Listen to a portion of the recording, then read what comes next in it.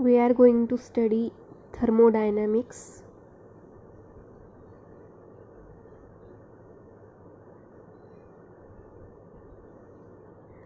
Thermodynamics deals with the thermodynamic properties. Now, which are thermodynamic properties? U, H, S, V. These are the thermodynamic properties. U is the symbol stand for internal energy.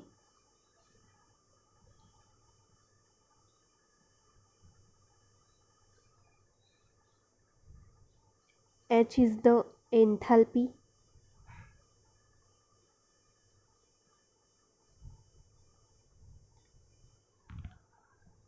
S is the entropy.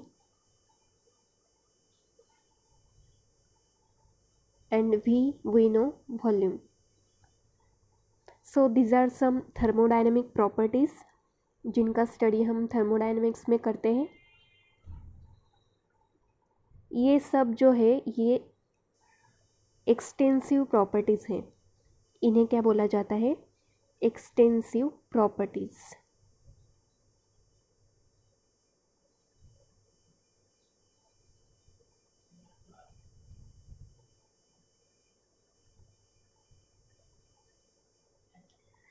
Now what is meant by extensive properties?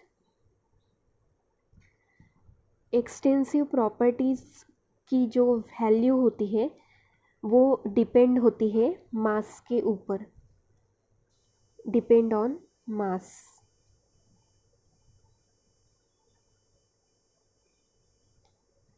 Means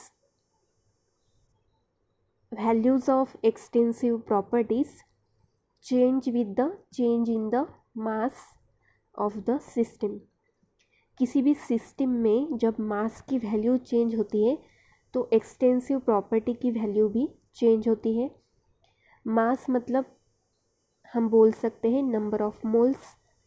so जैसे ही number of moles change होते हैं वैसे ही extensive property की value भी change होती है. सो सिंपली हम क्या बोल सकते हैं? That extensive property are those properties which depend upon mass. Second type of properties are intensive. Intensive properties क्या होती है? जिनकी वैल्यू मास वैल्यू पर डिपेंड नहीं होती, मतलब नंबर ऑफ मोल्स पे डिपेंड नहीं होती. So intensive properties are not depend on mass values. So there are two types of properties, extensive and intensive. Extensive are those which are depend on mass value. और जो हमने internal energy, enthalpy, entropy, volume ये thermodynamic properties देखी, these are the extensive properties which means these are depend on mass values.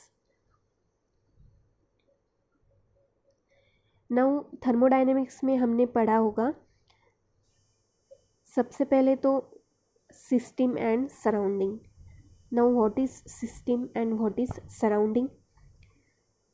Suppose ये जो box निकाला है मैंने, इसमें कुछ रिएक्शन हो रही है या इसमें जो भी हो रहा है हम इसे स्टडी कर रहे हैं. सो हम बोल सकते हैं कि this is under study. So the part which is under study is called as system. जो भी पार्ट का हम स्टडी करते हैं उसे बोला जाता है सिस्टम. और बाहर के पार्ट को, मतलब इस बॉक्स के बाहर जो भी है उसे बोला जाएगा surrounding. So this whole are surrounding which is not under study. ये तो हो गया सिस्टम एंड सराउंडिंग। नेक्स्ट जो थर्मोडायनेमिक्स में हमें पढ़ना होता है वो है क्लोज्ड सिस्टम। सिस्टम के दो टाइप है, closed system and open system.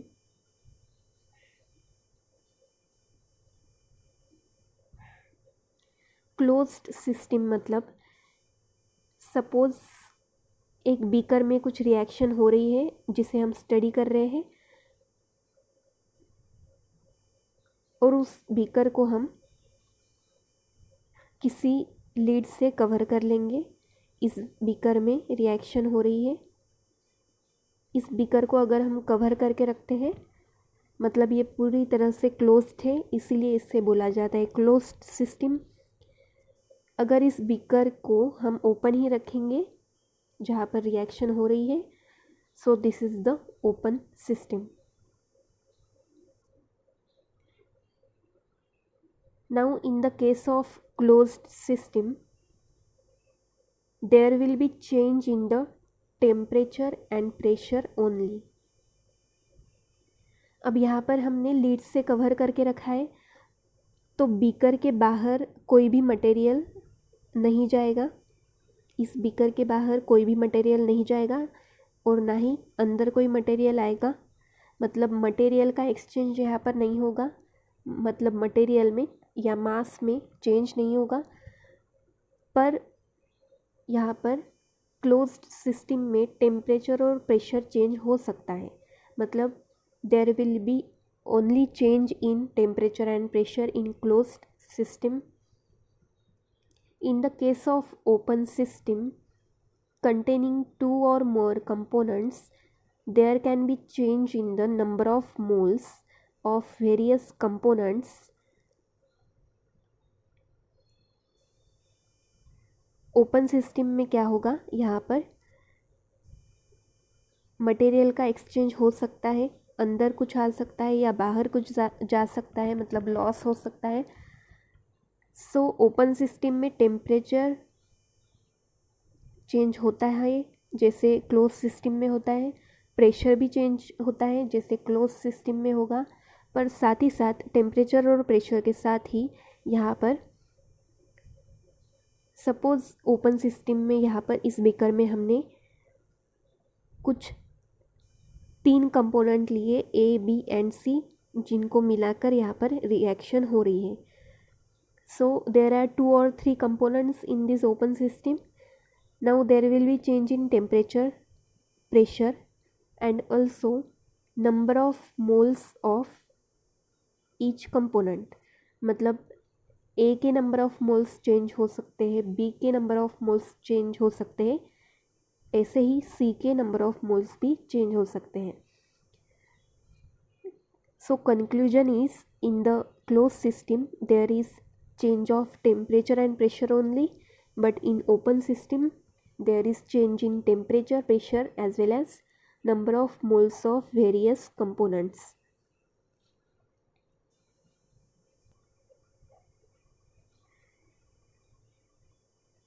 So open system में number of moles change हो सकते हैं। अगर हम कोई एक एक्सटेंसिव प्रॉपर्टी लेते हैं, सपोज हम x ये एक एक्सटेंसिव प्रॉपर्टी है, so it must be a function not only of temperature and pressure but also of the number of moles of the various components present in the system। मतलब ये जो extensive property हमने consider की है x, it will be the function of temperature, pressure and also the number of moles of each component in the system।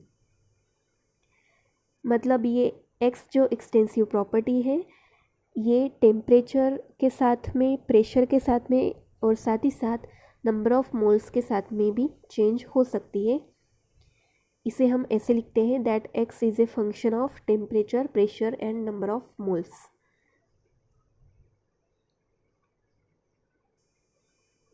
Now let temperature and pressure are T and P respectively। T is the temperature, P is the pressure of a system, and let N1, N2, N3 dash dash dash up to Nj, these are the respective numbers of mole of the constituent 1, 2, 3 up to J. N1, N2, N3 up to Nj, इन्हें हमने क्या consider किया है? These are the number of moles of the constituent in the system. किसी system में कुछ components है, तो हर कंपोनेंट का, सपोज हमने कंपोनेंट लिया first, second, third up to J, ये क्या है? कंपोनेंट्स है हमारे इस सिस्टम में। सो इनके नंबर ऑफ मोल्स हमने क्या कंसिडर किए? N1, N2, N3 up to Nj respectively. मतलब फर्स्ट कंपोनेंट का number of moles N1, second का N2, ऐसे ही J कंपोनेंट जो भी होगा लास्ट वाला, उसका नंबर ऑफ मोल्स हमने कंसिडर किया Nj।